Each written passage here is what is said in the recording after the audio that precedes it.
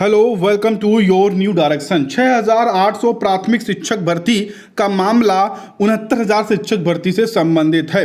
चुनाव से पहले जब आरक्षण को लेकर अभ्यर्थियों ने लंबे समय से संघर्ष किया और अपनी आवाज को बुलंद किया, तब मुख्यमंत्री जी के निर्देश के बाद 6,800 प्राथमिक शिक्षक भर्ती यानी कि आरक्षित वर्गों को सीटें देते हुए एक अलग से लिस्ट चुनाव से पहले जारी की गई और जल्द से जल्द उस पर काउंसलिंग कराकर नियुक्ति देने की भी बातें कही गई। लेकिन उसी समय आचार संहिता लग गई, प्रक्रिया रुक गई। कहा गया कि चुनाव हो जाने दीजिए और चुनाव के बाद प्रक्रिया को पुनः शुरू करेंगे। चुनाव भी हो चुके, सरकार भी दोबारा बन गई और उसके बाद ये मामला पहुंच गया कोर्ट लेकर वो छात्र पहुंचे जो छात्र इसमें सेलेक्ट नहीं हुए, क्योंकि उनका कहना है कि इसमें मेरिट और डाउन होनी चाहिए। अगर आरक्षण दिया जा रहा है तो पूरा जैसे कि ओबीसी को 27%, एससी को 21%, पूरा आरक्षण देना चाहिए, यानी कि और सीटों को बढ़ाना चाहिए। इन्हीं सब मांगों को लेते हुए कोर्ट पहुंचे तो कोर्ट ने भी चीजें कहा कि स्पष्ट किया जाए कि आखिर में जब 69,000 भर्ती थी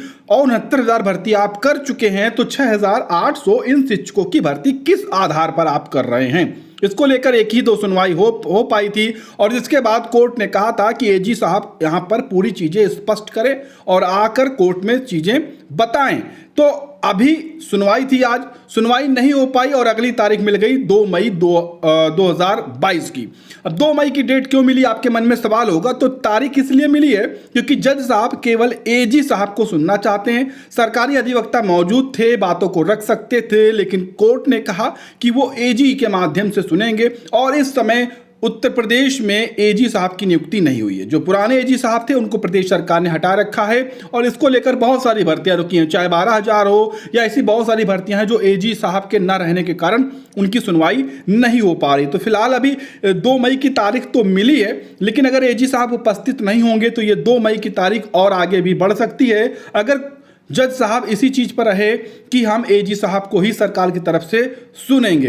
तो फिलहाल अगली जो तारीख लगी है 2 मई की, उसमें सुनवाई में क्या होगा, तब तक के लिए ये नियुक्ति प्रक्रिया पूरी तरह से ठप रहने वाली है, क्योंकि सरकार के बेसिक शिक्षा मंत्री हों व आला अधिकारी हों, उनका यही कहना है कि जब कोर्ट से मामला निस्तारित होगा तभी इस भर्ती को करेंगे। तो ऐसे में जो भी चयनित छात्र हैं वो काउंसलिंग से लेकर नियुक्ति तक का जो इंतजार है वो कोर्ट मामले से निस्तारित होने के बाद ही हो पाएगा। तो ऐसे में उनको इंतजार और करना पड़ेगा। फिलहाल अगर आप चैनल को सब्सक्राइब कर लेंगे तो इस भर्ती की हर एक अपडेट हम आपको देते रहेंगे।